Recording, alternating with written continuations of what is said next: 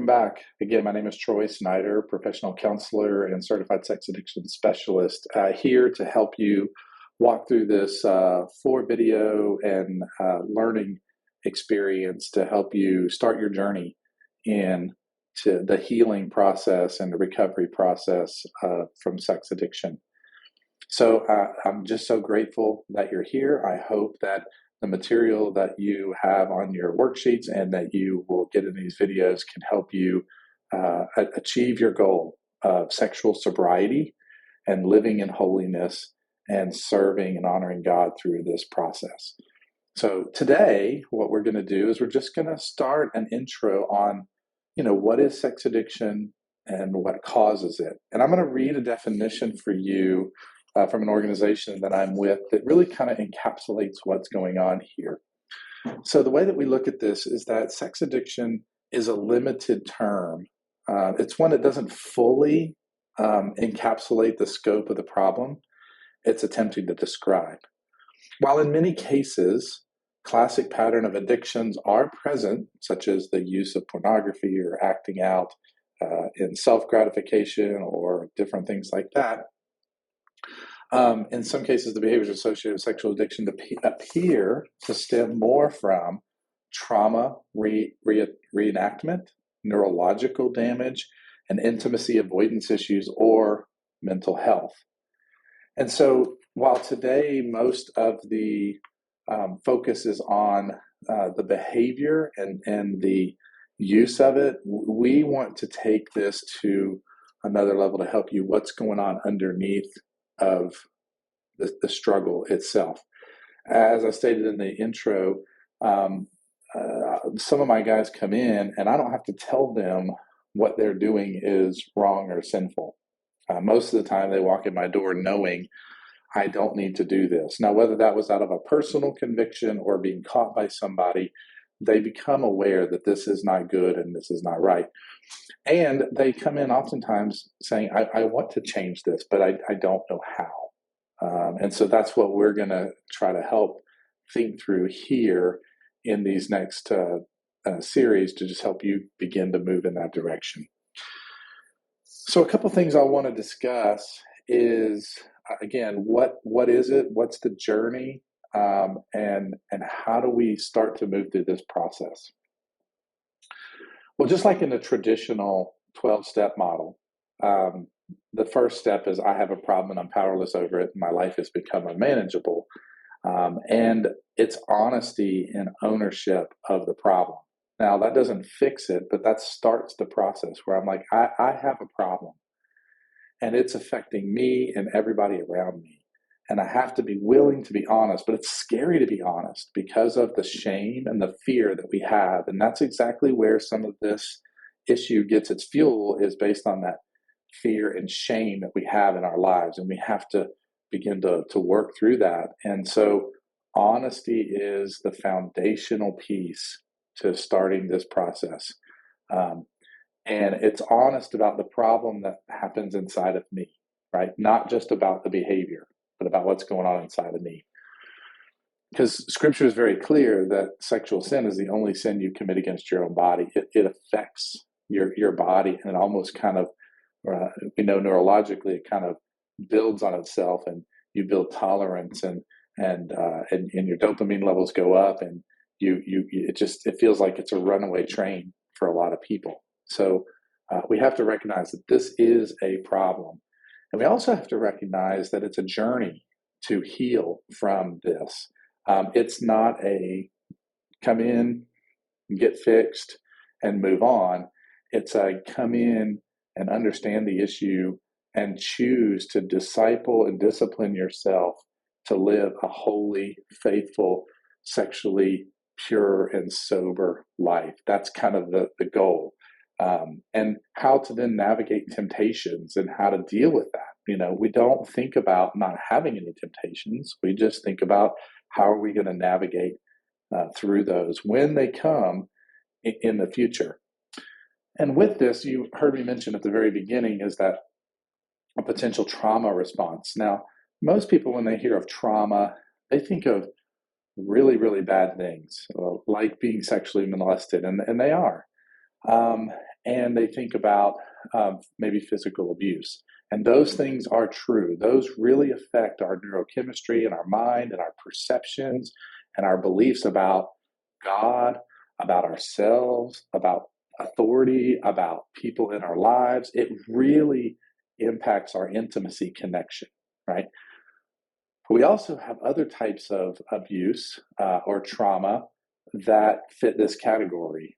And one of the things I like to use with my clients is this little picture that kind of lays out, and I can put this in the document, but we have two types of trauma or abuse. We have invasive and neglect.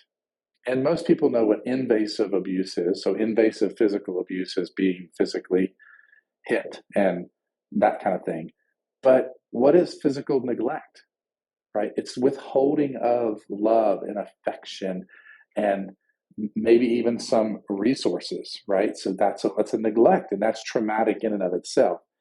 But most people focus on the invasive stuff. So you got physical, emotional, mental, sexual, spiritual, and cultural invasive abuse. And I have my guys kind of fill out this chart, kind of looking at their lives, and a lot of them are finding themselves in the neglect category.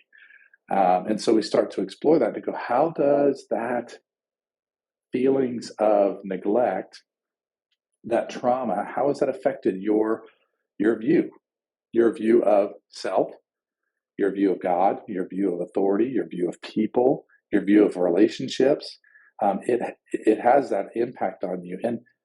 And the why this is so important is because the coping mechanism of sexually acting out is really trying to anesthetize or trying to satisfy that pain that's going on in there, in your heart, that's been there for some time.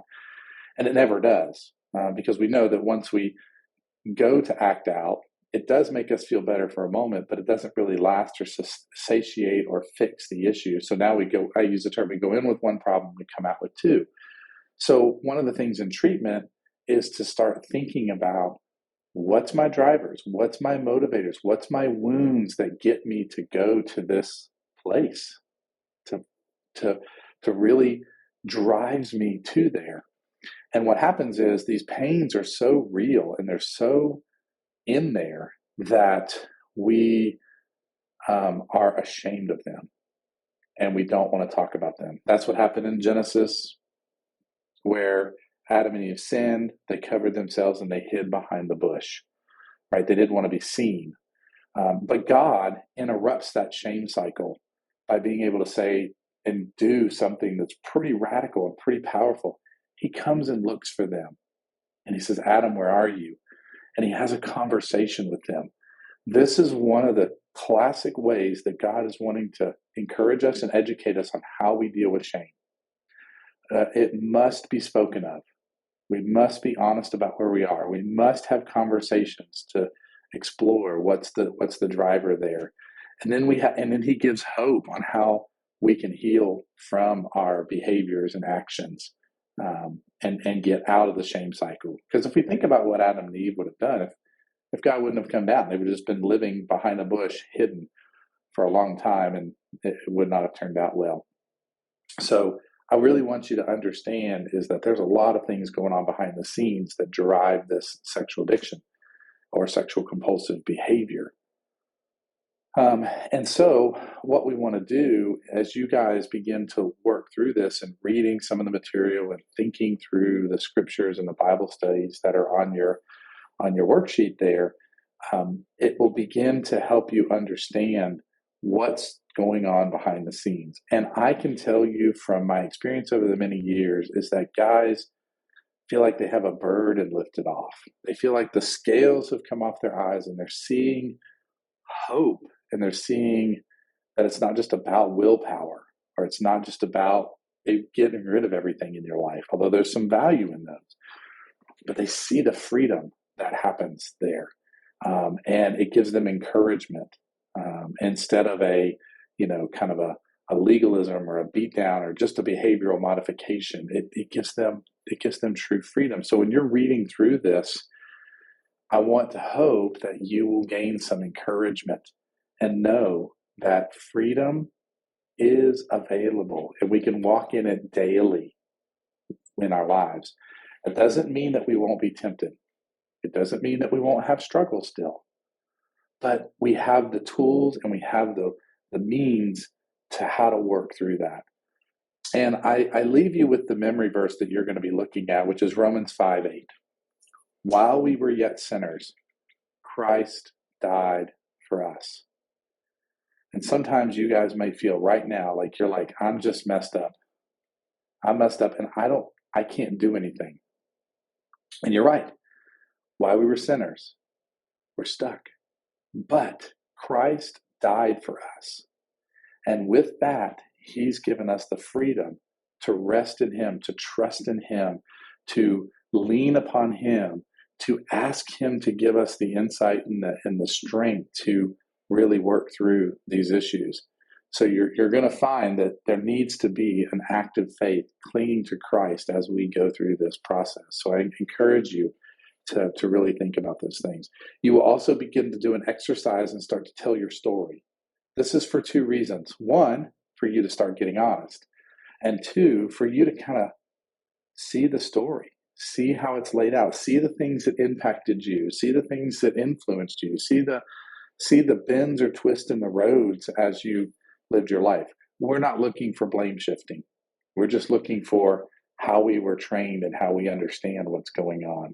And so I hope and pray that as you start this process, which I'm again grateful that you're doing it, I pray that it will be freeing for you. Have a blessed day.